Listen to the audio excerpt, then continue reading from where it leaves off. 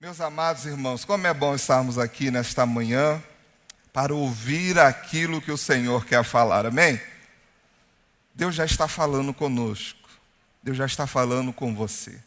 Quando você se levantou, Deus estava falando com você. Ele te levantou nessa manhã, te trouxe até aqui, é o Senhor falando.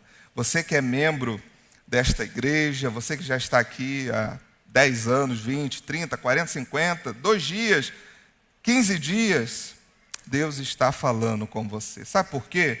Porque aqui a palavra do Senhor é pregada. Aqui o fundamento é Jesus Cristo.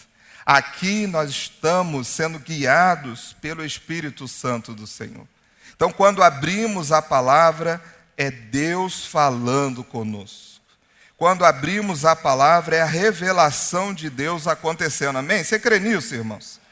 Você quer que Deus está se revelando nesta manhã a você através da palavra? Tem muita gente atrás de culto da revelação. É só ir numa igreja bíblica, onde a Bíblia é aberta, você será revelado, terá revelação do Senhor, Deus se revelará a você.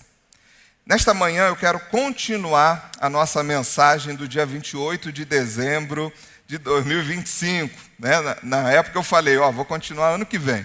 E hoje vou continuar a mensagem. Lá no dia 28 eu falei sobre o fundamento da verdade.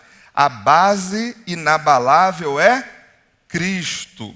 E hoje, continuando ainda sobre o fundamento da verdade, eu quero trabalhar com os irmãos nessa manhã este tema, a igreja edificada sobre o fundamento eterno. Quero agradecer ao Danilo pela imagem. A gente manda o tema, ele faz a imagem. Deus abençoe o Danilo. Ficou bonito. A igreja edificada sobre o fundamento eterno. Nós vamos continuar no mesmo texto. Peço a você que abra sua Bíblia lá em Efésios capítulo 2, a partir do versículo 19. Efésios 2, a partir do versículo 19.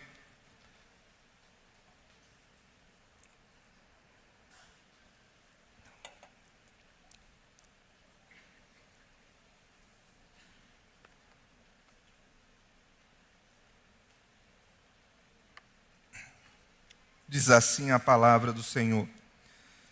Assim vocês já não são mais estrangeiros e peregrinos, mas concidadãos dos santos e membros da família de Deus, edificados sobre o fundamento dos apóstolos e profetas, sendo Ele mesmo, Cristo Jesus, a pedra angular.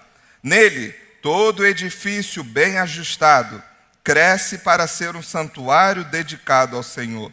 Nele também vocês estão sendo edificados, junto com outros, para serem moradas de Deus no Espírito. Amém? Senhor, obrigado pela palavra lida. Fale conosco, nos dê a direção correta, nos dê, ó Pai, pleno entendimento e discernimento da Tua palavra. Obrigado mais uma vez pelo privilégio de estarmos aqui na Tua casa para ouvirmos a Tua voz. Louvado seja o Teu nome, em nome de Jesus. Amém. Queridos, vivemos hoje uma geração profundamente conectada. Eu vinha para cá nesta manhã, observando as pessoas na rua, e talvez aí 90, 95% das pessoas estavam mexendo no celular. Esse final de ano, como os últimos anos, todas as vezes que na televisão aparecia ali algum lugar, algum ponto turístico onde se tem a virada do ano, se tinha mais celulares do que pessoas. As pessoas estavam ali com 1, 2, vários tipos, editando vídeo, talvez perdendo a experiência do momento para, numa rede social, colocar ali o seu vídeo, colocar ali a sua sugestão, a sua opinião, aquilo que ela está pensando. Somos, hoje, uma geração profundamente conectada. Ontem eu estava com um casal da igreja, nós fomos visitar um sítio, e aí, na volta, nós estávamos falando sobre isso, porque nós precisávamos entrar em contato com o dono do sítio, e ali com uma mensagem, rapidamente, houve a resposta e nós conseguimos acessar o sítio. E na volta, eu comentando com ele foi, poxa, hoje as minhas filhas mexem no celular, no computador, sem curso nenhum. A minha geração para trás tinha que fazer curso, lembra? Aqui em Campo Grande tinha. Era o máximo. Tinha SOS Computadores, né, gente? Não fala a sua idade, não. Microlins, acho que faliu tudo, né? Não tem mais o que fazer. Eu lembro que eu fui para o ensino médio técnico em informática. Olha só, era naquela época algo extraordinário. Cabeamento de rede, foi minha especialização. Cabeamento de rede. Fazer lá toda a estrutura do computador. Hoje, não sei mexer em nada. Mas, irmãos, essa geração está hiperconectada, eles vão mexendo. O Anthony vai lá e fala, né? Ok, Google. E ele pergunta as coisas lá para o Google, né? E se eu falar alto aqui, o celular de um monte de gente pode acionar, né? Ok, Google. Porque nós estamos conectados. Se você entra na sua rede social, se entrar aí agora e fizer uma pesquisa comum, a esposa vai entrar aí agora e vai ver almoço de hoje, pastor Mateus. Vai começar a aparecer receita, não é isso? Você vai passando em receita, por quê? O algoritmo vai fazer a leitura de que é aquilo, para aquele momento que você deseja. É o alimento, é o tênis. Você vai falando e parece que alguém está te observando, não é assim? O seu celular, ele te fala tudo. Ai, queria tanto tomar um sorvete, aí começa. É açaí, é sorvetinho, é casquinha, é bola, toda essa região aqui em volta vai aparecendo as dicas de como fazer. Nós estamos conectados. Ontem mesmo, parte da tarde para a noite, eu recebi uma informação do Irã. Situação dificílima no Irã, um pastor nosso, entramos em contato. Ele não está no Irã, está em outro país do Oriente Médio, mandando a informação, e eu compartilhei lá no meu Instagram. Situação terrível, difícil. Nossos irmãos estão sofrendo muito. Há uma tentativa hoje de derrubar a ditadura, como está acontecendo em outros países. Na Nigéria, o aumento da perseguição, na Europa, inclusive, também. Temos a situação aqui da Venezuela. Isso tudo vai chegando para a gente, as informações como que quase instantâneas. E aí a nossa pergunta é: qual é a profundidade dessas verdades? Qual é a base que eu e você estamos acreditando e formando a nossa opinião? Qual é a nossa ótica para enxergar todas essas coisas? Qual é o fundamento que norteia a verdade que a igreja acredita, vive e pratica? Parece que essa conexão, hiperconexão, está trazendo talvez muita confusão espiritual para os nossos dias. Nunca tivemos tanta informação disponível. Há vídeos para tudo, desde trocar o encanamento da casa até explicar livros inteiros da Bíblia em poucos minutos. Isso me assusta, queridos. Eu fico chateado, pastor Mateus, quando eu vejo lá no YouTube ou no Instagram alguém falar assim: você aprendeu tudo errado, agora eu vou te ensinar o que é certo. Já viu essa? Você aprendeu, está tudo errado, agora eu vou te explicar o que é verdade. E nós vamos comprando essas ideias, e nós vamos compartilhando, nós vamos repostando agora, né, no Instagram, e nós vamos enviando para todo mundo. Está vendo?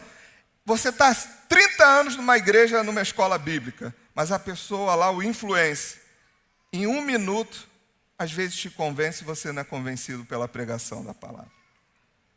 Nós temos que observar, há muitos vídeos, mas o que falta geralmente é o fundamento, é a base, é aquilo que vai fazer com que a gente cresça de forma bíblica, estrutural e saudável.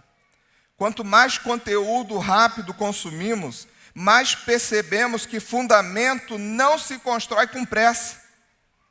Tudo que é feito muito rápido, com muita pressa, tende a não dar certo. Não foi feita uma avaliação, não foi feita uma conversa, não foi feito um estudo aprofundado, simplesmente alguém acha e aí alguém põe lá a fonte da minha cabeça. A pessoa não tem fundamentação nenhuma, ela simplesmente diz: eu acho que Moisés era assim. A pessoa não estudou, não leu a Bíblia, não conhece o Antigo Testamento, não se aprofundou, não tem nenhum tipo de argumento que vá fundamentar a sua palavra, mas ela fala. Nós temos que observar isso. Um vídeo errado, queridos, imagine, ontem eu vi um vídeo, estava a esposa e o marido, porque lá em casa é assim, só aparece vídeo de como fazer as coisas dentro de casa e de como criar gêmeos. Não sei porquê, mas só aparece isso, é gêmeo. Gêmeo para cá, gêmeo para lá. E a minha esposa já falou: amanhã você tem que desmontar o armário. Se alguém quiser me convidar para alguma coisa amanhã, estou aceitando, tá? Que aí eu vou ter desculpa. Irmãos, aí eu estava vendo um vídeo, o marido chegando em casa com aquela música de fundo, com o chuveiro na mão, a caixa de ferramentas, falou: minha esposa se deu bem. O marido dela sabe fazer tudo dentro de casa. E a esposa falando: esse é meu esposo. Quando ele se trancou no banheiro, ele abriu o YouTube, como consertar o chuveiro. Porque é assim que a gente tem feito, e às vezes dá certo. Eu lembro uma vez, irmãos, eu estava ainda no meu antigo trabalho, a Danúbia me ligou, mandou mensagem, falou: olha, a máquina de lavar quebrou. Eu falei: ai meu Deus do céu, pronto, o cartão vai chorar, né? Aí passou, cheguei em casa, a máquina estava funcionando. Eu falei: mas como que é isso? Não, eu vi no YouTube, o passo a passo, consertou a máquina aí, pode chamar, irmãos. Pode chamar, consertou a máquina de lavar, era acho que uma meia, né? De uma das crianças, tinha agarrado, ela viu ali o passo a passo, não precisou abrir tudo e conseguiu resolver. Mas muitas vezes, queridos, aquilo que está sendo passado como uma verdade, como um fundamento, não tem fundamento nenhum. Já pensou alguém ensinar a consertar um telhado errado e aquele telhado cair? Alguém ensinar a construir uma parede errada e aquela parede cair? Aquilo que não tem fundamento um dia vai ruir. Aquilo que não tem base um dia vai quebrar e vai despedaçar. Nós temos que ter profundamente. O prejuízo, queridos, de quando dá errado, fica com quem construiu em cima da instrução frágil. O influencer vai seguir a vida dele. Ele quer seguidores e curtida. Você vai ficar com prejuízo. Estou falando, irmãos, nessa linguagem, porque hoje é o que a gente está vivendo, é o que a gente está passando. Quantos coaches, evangélicos, teólogos estão hoje na rede social mentindo para as pessoas? Pregando o evangelho que não é evangelho. Pregando uma palavra que não é a palavra de Deus. E nós precisamos estar atentos. Observar os falsos profetas. Paulo já nos ensinava. Vivemos em um tempo que tudo parece provisório. Convicções que antes eram convicções são tratadas como opiniões. Eu acho, talvez. Verdades são negociadas. O que ontem era firme, hoje é chamado de rígido. Não é mais assim não. Mudou, as coisas mudaram. Tem muita coisa, irmãos, tem que mudar, tem que avançar. Mas verdade bíblica não se negocia. Evangelho, nós não podemos abrir concessões para aquilo que Cristo nos ensinou. As palavras do Senhor nunca passarão. Tudo passa, governos passam, governos se levantam, caem, impérios são destruídos, exércitos vão ao chão, mas as minhas palavras não passarão. Para esse ano de 2026 nós temos que ter essa convicção. Aonde nós estamos fundamentados, aonde nós estamos estruturados. O evangelho, irmãos, não é customizável. O evangelho, outro dia, pastor Jonas Madureira estava falando isso, não é uma prateleira de shopping que você vai escolhendo. Isso aqui eu quero, isso aqui eu não quero. Hoje eu quero um pouquinho de cruz, uma pitada de graça. Não é assim. Evangelho é verdade, ponto. Você não tem como colocar o evangelho da forma que você quer. Gourmetizar a palavra de Deus, isso não existe. A palavra de Deus, ela é como uma espada afiada que penetra a alma do homem. Por isso que vidas são mudadas e transformadas. Por isso, como o pastor Mateus pregou aqui domingo passado, há uma metanoia, há uma transformação, há uma mudança de mente. Porque a palavra de Deus é inegociável, ela não muda. Ele não se ajusta a nós, ele nos confronta e transforma. Ah, meus queridos, lembre quem você era antes do Evangelho. Lembra como era a sua família, como estava a sua casa. Lembre o que Jesus fez, como Ele transformou, como você falava e como você fala hoje. Se não há essa mudança na sua vida, na sua família, alguma coisa tem que mudar hoje. Algo tem que ser mudado hoje pelo poder da palavra de Deus. Não da minha, não do que, porque eu estou falando, não pela figura do pastor que está aqui, mas porque Cristo tem poder para fazer nova todas as coisas. E essa lógica, queridos, do que é negociável, devagarzinho ela começa a entrar nas igrejas. Muitas denominações aí fora estão ruindo. Na Europa nós temos visto grandes dificuldades. Passamos a medir o sucesso da igreja por métricas equivocadas. Se cresce, Deus aprovou. Se confronta, está errado. Uma das coisas que eu fico mais chateado, e tem que ser algo muito forte para eu ficar chateado, quem me conhece sabe disso, é alguém falar o seguinte: alguém que não é cristão, que não lê a Bíblia, que não teve sua vida transformada, e falar: esse é o verdadeiro evangelho. Já viu isso? Na rede social? A pessoa não conhece Cristo, não teve sua mente transformada, não conhece os fundamentos da nossa fé, da nossa crença, e fala: opa, esse aqui está fazendo o que eu gosto. Então esse é o evangelho de verdade. Esse pastor que está falando o que me agrada, esse é o evangelho da verdade. Não é assim que funciona, queridos. Tenho que confrontar. O evangelho tem que confrontar o teu pecado, o meu pecado. O evangelho tem que confrontar a igreja todos os dias. Como se fidelidade fosse um problema de comunicação. Só que os profetas nunca foram populares. Os profetas do Antigo Testamento nunca foram pessoas reconhecidas. Foram pessoas, sim, muitos respeitavam, mas uns foram enforcados, outros tiveram suas cabeças decapitadas. Os apóstolos, praticamente todos eles foram assassinados. Nossos irmãos no primeiro século, no segundo século, no terceiro século, sofreram grandes perseguições. Por quê? Porque o evangelho confrontava a realidade do momento. O evangelho confrontava o império, o imperador. O evangelho confrontava o pecado, a imoralidade sexual. E isso não era popular, como ainda não é hoje. Nós precisamos ouvir a palavra de confronto, aceitar e mudar a nossa vida. É nesse cenário que o apóstolo Paulo nos chama de volta ao fundamento. Não há uma estratégia, não há uma estética nova, mas uma realidade espiritual objetiva. A igreja, meu querido irmão, ela é obra de Deus, edificada sobre Cristo por meio da revelação da sua palavra.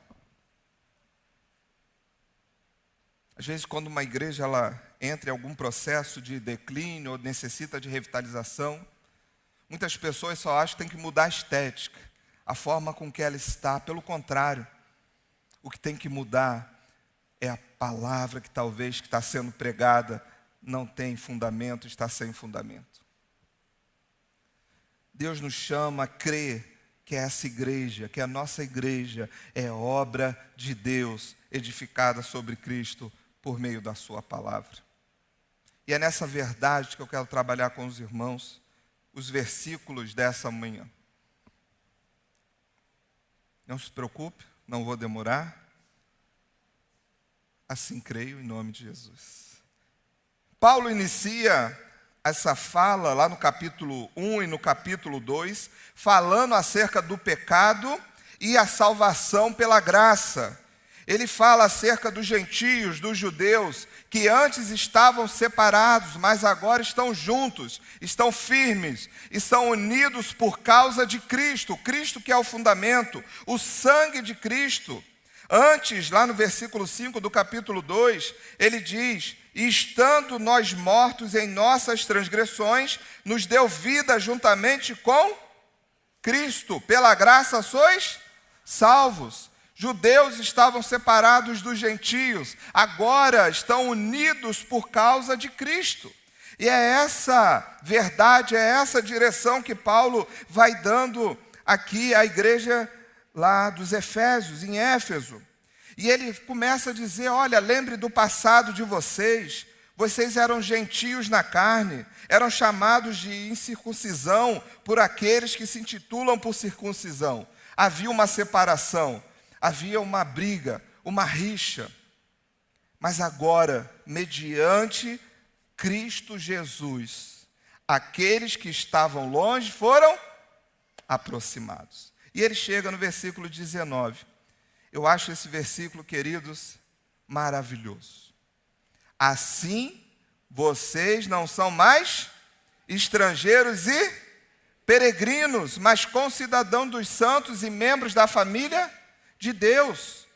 Paulo começa esse versículo com uma conclusão: assim. Ele vai falando da separação, ele vai falando que de um lado está os judeus, do outro está os gentios.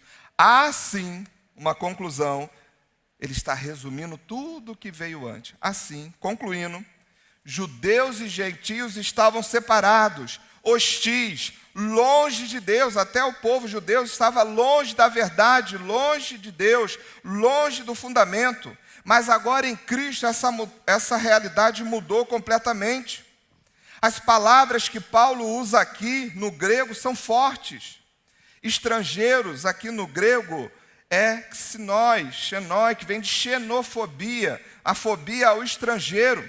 Paulo está dizendo o seguinte: vocês gentios, vocês não tinham direitos, vocês não tinham pertencimento, vocês estavam longe, vocês não tinham qualquer legalidade de estarem aqui. Forasteiros, vem do grego parokai, são aqueles que moram perto, mas nunca pertenceram de fato. De fato, são forasteiros, estrangeiros que não têm direito a nada, gentios, forasteiros, judeus que estão ali, estão perto, mas não fazem parte.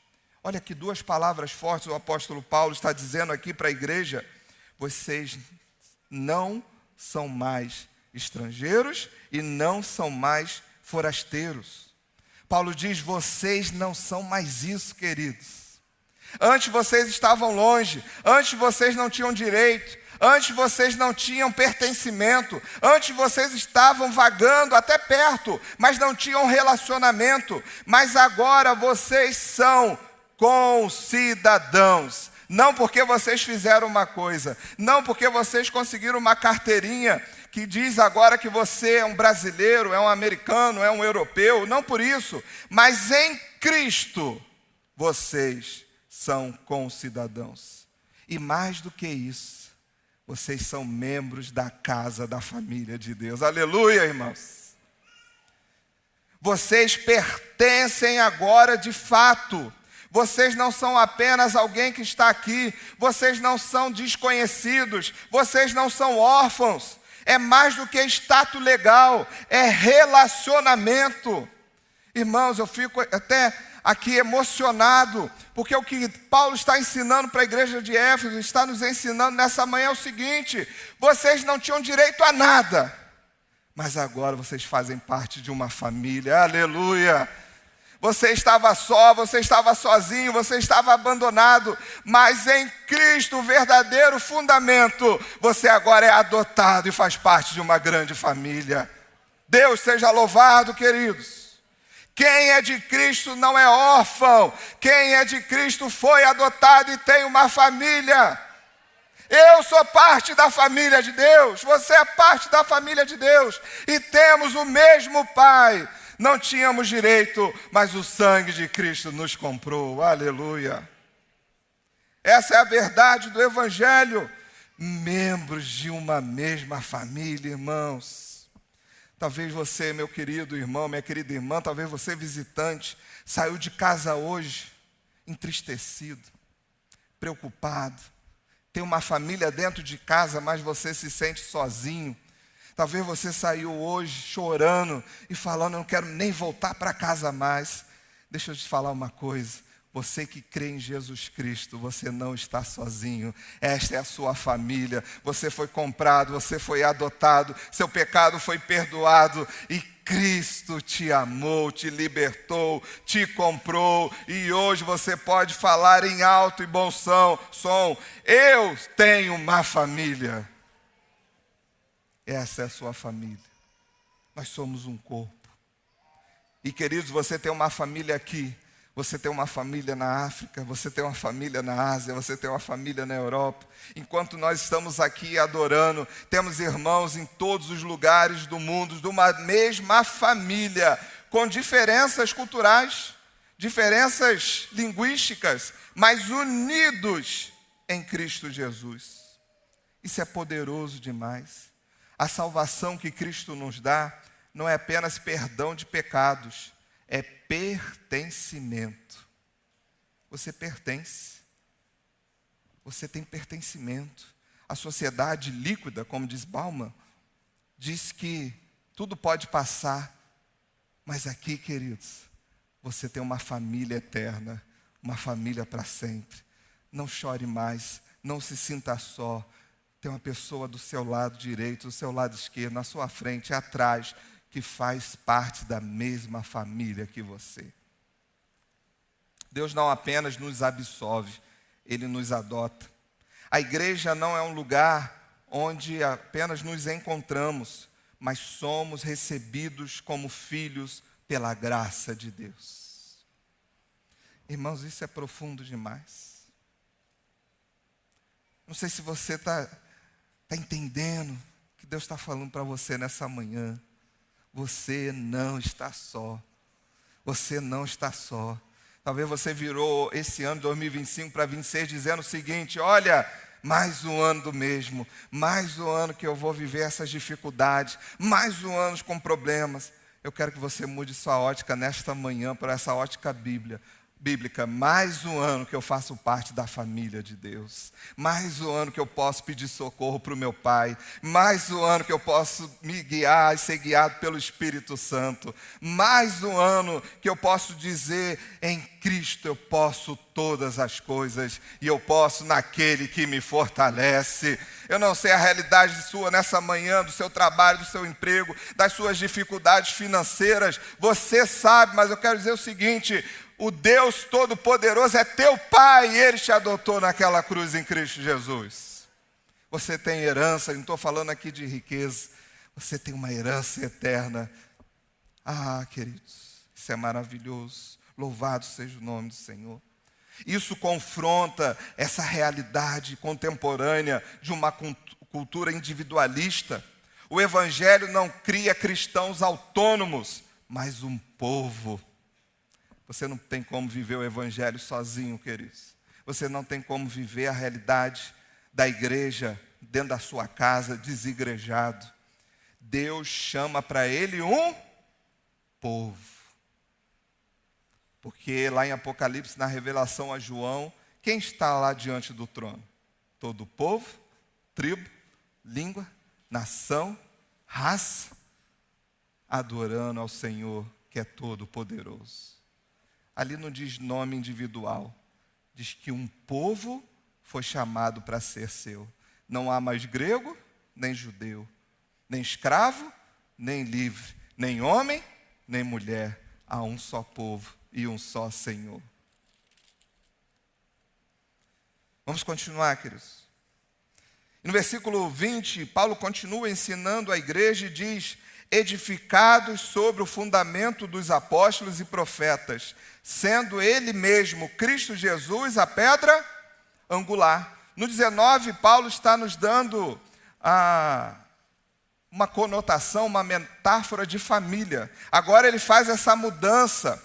Ele muda a metáfora, a forma com que ele está falando. Agora a igreja não é apenas uma família, mas ela é um edifício em construção. Ela é um edifício que está sendo construído, edificados sobre o fundamento dos apóstolos e profetas. Todo edifício, queridos, ele precisa começar pela edificação.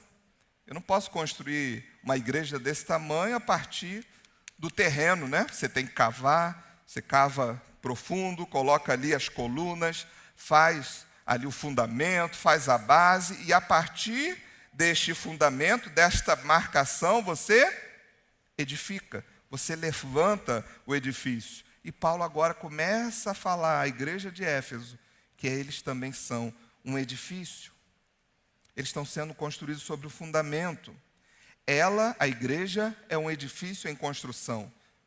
A palavra fundamento que Paulo utiliza aqui, ela indica algo que já está colocado, fixo, que não pode ser movido sem comprometer a estrutura. O que Paulo está dizendo é, o edifício está edificado sobre um fundamento que ele é forte, ele é poderoso, ele é fixo, ele não pode se mover, porque se ele se movimentar, toda a estrutura vai cair.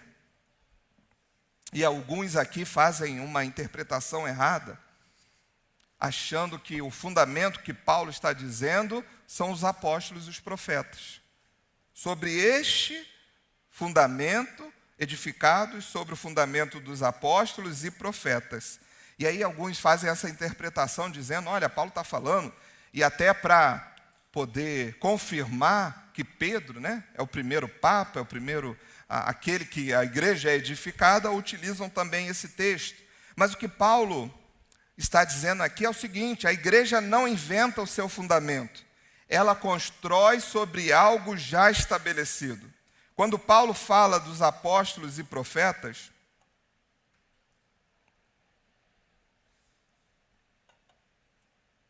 ele não está exaltando pessoas, mas ele está exaltando a palavra. Ele está exaltando a revelação. Eles foram instrumentos pelos quais Deus revelou a sua vontade ao homem. Antes, pelos profetas no Antigo Testamento. Pelos apóstolos, através da mensagem de quem? De Jesus Cristo. É sobre esse fundamento que Paulo está dizendo que os apóstolos e profetas construíram. Construíram no Antigo e agora para nós no Novo Testamento. Paulo falando para aquele momento a igreja. Eles foram instrumentos de Deus que Deus usou para trazer a tua palavra de forma autoritativa, com autoridade. O fundamento é a palavra revelada, hoje registrada nas Escrituras. Se eu quero saber a verdade, se eu quero me fundamentar para uma discussão, para um diálogo, para o evangelismo, o que eu preciso saber? A palavra. Irmãos, quando a gente está num evangelismo, fazendo um evangelismo, uma prática evangelística, às vezes a gente fala o seguinte, Jesus te ama. Aí faz faz um cartaz, Jesus te ama, Jesus te ama. Outro dia eu vi um vídeo, um grupo de pessoas passando na rua, gritando, Jesus te ama. Mas o evangelismo, quando ele é bem praticado, ele apresenta o plano de salvação. Porque o nosso fundamento é Jesus Cristo, e sim, Jesus nos ama, mas quem crê será salvo, quem não crê já está condenado. É preciso falar, é preciso estar fundamentado. E quando eu não estou fundamentado, o que eu faço? Eu não prego a verdade. Eu solto frases prontas. Ou eu falo assim, vai lá na minha igreja que o pastor vai falar contigo. E oramos para que esse pastor também esteja fundamentado na palavra, porque se não estiver, tenha misericórdia. Mas, querido, nós precisamos nos aprofundar, nós temos que saber que há um plano de Deus na salvação. E como que eu vou saber isso? Pela palavra, Gênesis e Apocalipse. Jesus nos ordenou, qual foi a ordem de Jesus antes dele subir ao céu? Vão, façam discípulos de todas, batizando e ensinando. Ensinando o quê? Tudo o que eu vos tenho. O que que Jesus ordenou? É simples. O que que Jesus ordenou? Eu preciso ler o Evangelho. Pastor, o que que eu vou pregar? O que que eu vou falar? Começa a ler. Mateus, Marcos, Lucas, João, não é isso? Lá em casa a gente está estudando novamente João. As meninas têm lá um momento delas lendo João. Já estamos no capítulo 8, é isso? 7, 8, né? 8. Elas terminam a leitura e a gente vai discutir ali o capítulo. João fala sobre vida, fala sobre o verbo que se encarnou. Nós precisamos ter essa maturidade. Cristo é o nosso edifício, precisamos construir a nossa igreja sobre ele. Não temos que inventar nenhum novo fundamento. Os profetas foram apenas instrumentos pelos quais Deus falou. O fundamento é Cristo, é a palavra revelada hoje nas Escrituras. Paulo deixa claro que Cristo é a pedra angular, a pedra principal. Na arquitetura antiga, essa pedra determinava o alinhamento do prédio. Se essa pedra estivesse fora do eixo, comprometia todo o edifício. Por isso que ele diz, sendo Cristo a pedra angular, a pedra principal. Se essa pedra, queridos, fosse colocada de uma forma errada, não alinhada, ela comprometia todo o eixo e todo o prédio estaria comprometido. Pedi uma foto para o pessoal da... Danilo, me dá imagens aí, por favor. É a foto do seminário, por favor. Ano passado, queridos, nós recebi uma notícia, muita gente recebeu. Esse prédio lindo, lindo, lá em Londres, na Inglaterra. Vocês sabem o que era esse prédio até julho de 2025? Esse é o Seminário Batista fundado por Spurgeon. Quem conhece Spurgeon aí? Levanta a mão. Quase todo mundo, né? Tem devocional, tem muitos livros. Foi um dos grandes preletores cristãos, batistas da Inglaterra, viajou o mundo, chegou a colocar 25 mil pessoas num sermão só. E ele fundou esse seminário para que novos seminaristas, novos pastores foram formados. E ele foi fundado em 1856. Eu acho que eu não estava nem nascido ainda, né? 1856, fazer a conta, né? Tá. E ele ficou aberto por 169 anos. Em julho de 2025 ele foi fechado. Não é mais um seminário. Sabe por quê? Questões financeiras e falta de vocacionados. Não tem vocacionado, não tem mensalidade. Não tem mensalidade, ele fechou. Depois de muitos anos lutando com questões financeiras, havia uma ONG que colocava recursos para manter ele aberto, mas aí por falta de vocacionados, essa empresa, né, essa ONG decidiu tirar recursos. E esse prédio é um prédio bonito, lindo.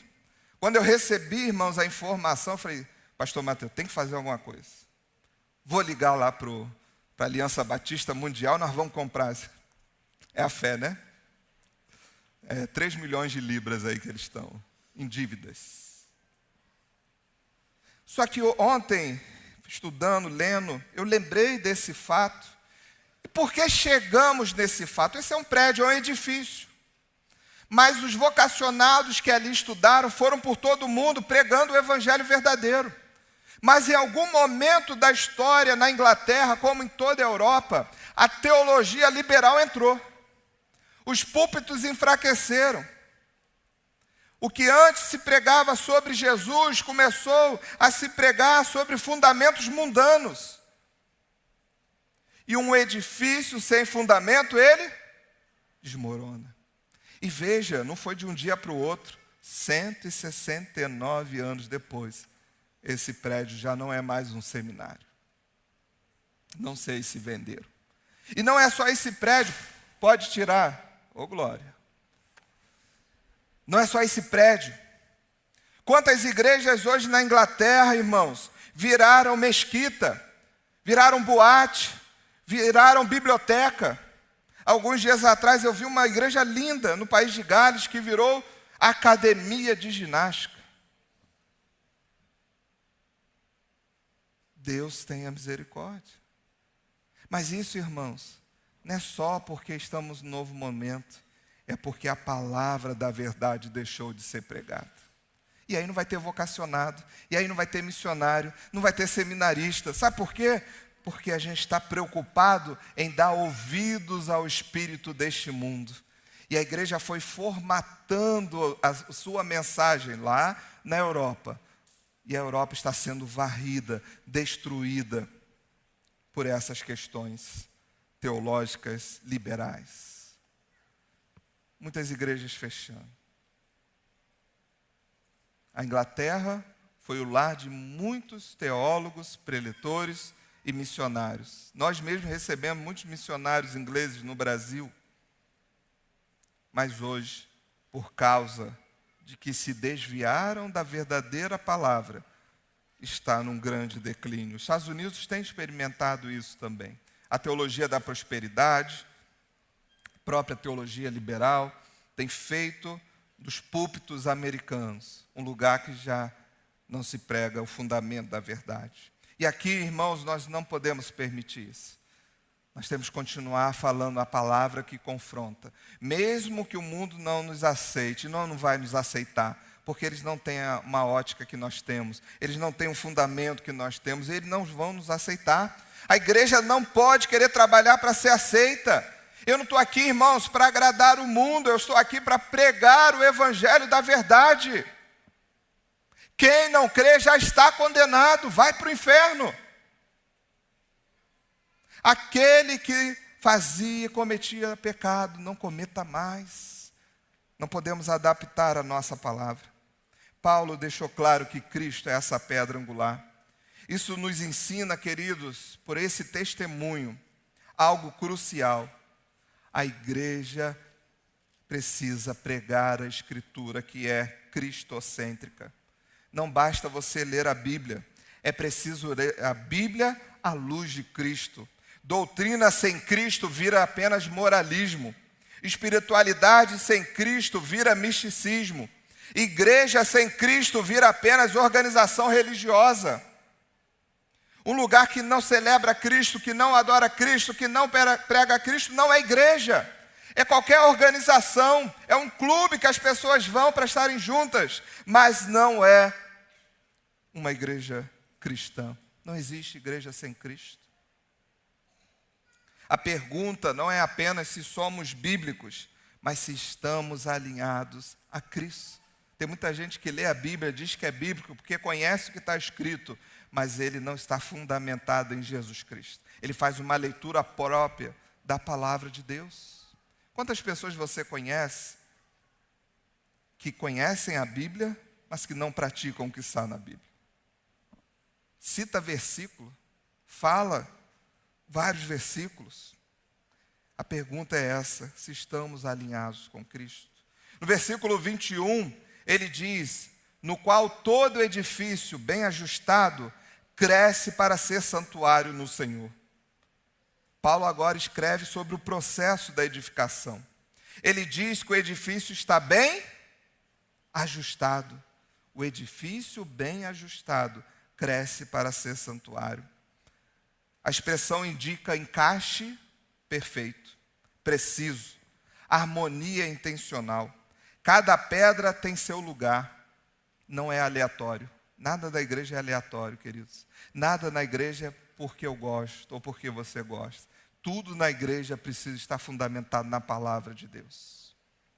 A igreja não é um ajuntamento desordenado, mas uma construção conduzida por Deus. Ele também afirma que esse edifício cresce. A igreja é viva, ela cresce em maturidade, em santidade, em profundidade espiritual. O foco aqui no texto não é crescimento numérico, mas crescimento espiritual. A igreja que é bem ajustada na pedra angular que é Cristo, ela cresce como um santuário para Deus, em espiritualidade, em conhecimento. Isso, queridos, é algo revolucionário. No Antigo Testamento, Deus habitava onde? No templo, no Santo dos Santos. Agora, de acordo com o apóstolo Paulo, ele diz que esse edifício que está sendo ajustado em Cristo, ele cresce para ser um santuário no Senhor. A igreja, o corpo, é a habitação do Deus vivo, amém, irmãos? A igreja, a sua igreja, a igreja que você faz parte, o corpo de Cristo em todo o mundo, é a habitação poderosa do Espírito Santo de Deus. Isso vai redefinir como nós vivemos, inclusive o culto. O culto é santo, não por causa do prédio. O culto é santo porque Cristo habita no meio do seu povo. Sabe por quê? Porque se fosse assim, aqui seria santo. E lá na África, onde muitas vezes nem tem prédio, não seria, mas isso não existe. Cristo está habitando em nosso meio. Amém, queridos? Você entendeu essa palavra poderosa? Vou repetir. Cristo está habitando no meio do seu povo. A igreja é viva porque Deus habita no nosso meio. A igreja está aqui nessa manhã porque Deus está aqui nessa manhã, amém? Ele está habitando no meio do teu povo. Nós somos santuários de Deus. Você é santuário de Deus, não na sua individualidade. Você é templo do Espírito, sim. Mas quando a igreja está junta como corpo, coisas extraordinárias acontecem porque Deus está no meio do seu povo. É por isso, irmãos, que eu creio que nessa manhã Deus pode fazer milagre, porque Ele está habitando o seu povo. Eu creio que Deus pode restaurar a sua casa, a sua família nessa manhã, porque Ele habita no meio do seu povo. Deus pode curar a sua doença nesta manhã, porque Ele está aqui presente no meio do seu povo. Nós somos a igreja do Senhor, a habitação do Deus vivo. Ah, queridos, a igreja cresce. Ah, queridos, mas ela não cresce isso dessa forma, para ela ser famosa, para ela ser conhecida. Ela cresce porque Deus está ali habitando, e ela vai frutificando, e ela vai multiplicando. E sim, queridos, quando Deus habita, coisas grandes acontecem. O novo começa a acontecer, coisas novas vão acontecer no nosso meio, amém, irmãos? A gente não pode ter medo de crescer. Quando o Espírito Santo de Deus habita, todas as coisas podem acontecer.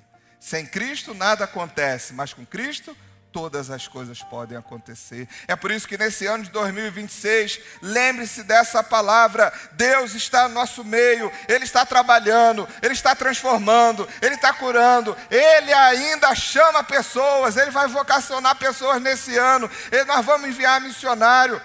Orçamento não tem, né, Anselmo? Não tem, mas pela fé nós vamos louvar ao Senhor, nós vamos crescer, nós vamos orar por esse terreno aqui do lado, nós vamos expandir, nós vamos avançar, porque Deus habita no meio do seu povo.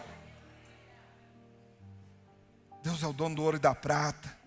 Deus é o dono da tua vida, Ele é o dono da minha vida, é da sua família, do seu neto. Continue orando, irmãos, não desista. O ano de 2026, não estou falando aqui um evangelho triunfalista, fazendo promessas vazias, eu estou pregando o que é bíblico.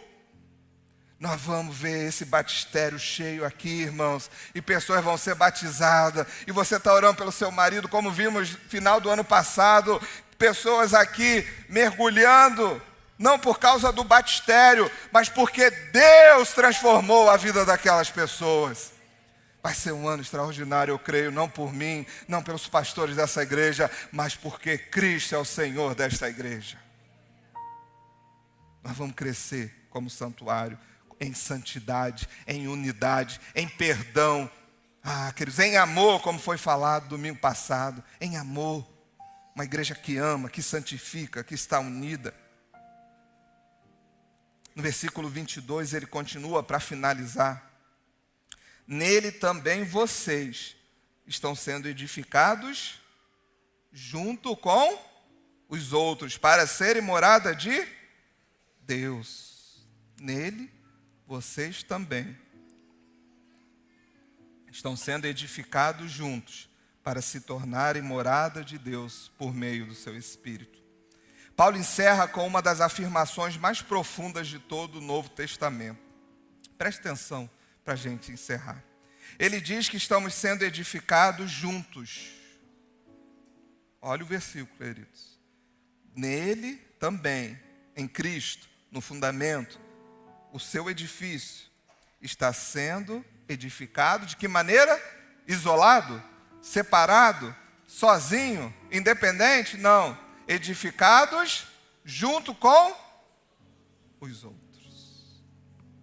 Não fazemos nada sozinho na igreja, queridos. Nem na vida. Muito menos na igreja. Porque na igreja somos corpo, somos família. A fé cristã não é solitária. Não existe cristianismo isolado. A edificação acontece na comunhão. Na comunhão. É saber que você pode contar com os irmãos. É saber que tem gente orando por você. É saber que tem pessoas preocupadas se você está bem, se você não está bem. É nesse ajuntamento, é nessa comunidade, é nesse corpo que Paulo diz que nós seremos edificados. Se a igreja estiver unida, junta, em comunhão, nós seremos edificados. O propósito dessa edificação é que nos tornemos juntos morada permanente de Deus. Ah, meu irmão, que texto poderoso! Não passe o ano de 2026 sozinho. Seja corpo, seja igreja. E aí nós vamos ser edificados como morada permanente. Morada por Deus, por seu Santo Espírito. O Espírito Santo habita no meio da sua igreja. Aquilo que antes era associado ao Santo dos Santos, lá no Antigo Testamento, agora é aplicado na igreja. Isso dá peso à nossa vida comunitária. A igreja não é descartável. A igreja não é opcional. Você estava pensando esse ano, não vou deixar a igreja. Vou assistir só online. Talvez você precise. Mas se você pode estar aqui, esteja na igreja. Traga os seus filhos. Acorde cedo. Eu sei que é difícil. Vai começar a escola bíblica, se esforce. Se você fez esse ano seus projetos, um deles, acordar mais cedo e vir para a escola bíblica discipuladora. Venha para o culto, traga a criança, traga os seus netos, seus sobrinhos. Vamos trazer pessoas, convide pessoas para estar na igreja, queridos. Não espere o culto do amigo, esse ano nós vamos ter, mas todo domingo é culto do amigo. Porque as pessoas estão necessitadas, estão indo para o inferno. As pessoas precisam estar aqui para que sejam também edificadas sobre o fundamento correto. A igreja não é um acessório da fé. Ela é o lugar onde Deus manifesta a sua presença no mundo. É na igreja. A presença para o mundo, para esse caos, para essa situação difícil, a resposta é a igreja, porque a igreja é onde Ele se manifesta com poder. Queridos, por que nesses lugares com extrema perseguição? China, a Nigéria tem crescido, o próprio Irã, a Arábia Saudita. Por que a igreja cresce tanto? Porque lá a comunhão está sendo plena, ela está sendo edificada, e a igreja vai crescendo. Estima-se que hoje a igreja que mais cresce no mundo é a igreja do Irã. Depois a China, por muito tempo foi a China, depois a China. A igreja não como a nossa. A igreja nas casas, nas cavernas, as igrejas subterrâneas. Isso é extraordinário, sabe por quê? Porque a igreja do Senhor, preste atenção, eu estou aqui para terminar. A igreja do Senhor é indestrutível, queridos. Não por causa da gente, mas por causa do Espírito de Deus que habita no nosso meio. Por isso que nossos irmãos estão presos, açoitados, mortos, e a igreja continua crescendo, queridos. Porque nós somos uma comunidade de fé que ama ao Senhor, e no poder do Senhor, a igreja cresce. Nada pode parar a igreja do Senhor. Vem situações, vem governos, vem vento, vem tempestade, vem terremoto, vem maremoto. As pessoas, os governos destroem os templos, queimam Bíblias, mas a palavra do Senhor permanece, e a igreja cresce, e a igreja avança, e a igreja se multiplica, porque Deus ainda está agindo no meio da sua igreja. Ah, meus irmãos. Efésios 2, 19 a 22, nos mostra quem somos, sobre o que estamos edificados, para que existimos. Não somos estrangeiros, somos família de Deus. Não estamos criando algo novo, estamos edificando sobre um fundamento eterno. Não crescemos para impressionar o mundo, mas para sermos morada de Deus. A igreja permanece quando Cristo permanece. Que Deus nos conceda a sua graça para sermos uma igreja firmada na revelação de Deus, alinhada à pedra angular que é Cristo e fiel ao fundamento que jamais pode ser removido. Amém? Feche seus olhos. Peça ao Senhor nesse momento uma oração. Peça a Ele nesta oração, que Cristo seja a pedra angular, que Cristo seja o principal, que Cristo seja aquele que te dá a plena direção, que o Espírito Santo esteja nos guiando neste dia, nesta semana, neste ano. Eu quero, queridos, se você pode ficar de olhos fechados, terminar com uma oração. Essa oração, uma parte dela, foi escrita por Patrício. São Patrício, patrono da Irlanda. Foi um missionário, 10 anos escravo entre os celtas, fugiu, foi um grande preletor. Estima-se que praticamente toda a Irlanda se converteu na época que ele era missionário. E ele escreveu uma oração que eu tenho levado comigo. E essa oração fala sobre Cristo. Parte da oração, e ela diz o seguinte: Cristo comigo, Cristo à minha frente, Cristo atrás de mim, Cristo em mim, Cristo embaixo de mim, Cristo acima de mim, Cristo à minha direita, Cristo à minha esquerda, Cristo ao meu deitar, Cristo ao meu sentar, Cristo ao meu levantar, Cristo no coração de todos a quem eu falar, Cristo na boca de todos os que me falarem, Cristo em todos os olhos que me virem, Cristo em todos os ouvidos que me ouvirem. Levanto-me neste dia que amanhece, não por mim, mas por uma grande força que está em Cristo Jesus. Cristo e nada mais. Cristo, Cristo, Cristo.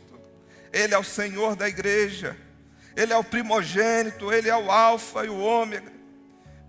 Por Ele, para Ele, por meio dEle são todas as coisas. Ele é o primogênito da criação. Ele é o verbo que se fez carne e habitou entre nós. A promessa de Deus se cumpriu. Cristo habitou entre nós. Ele não é mais Ele não é mais um profeta. Ele não é um político. Cristo é o Filho de Deus Todo-Poderoso.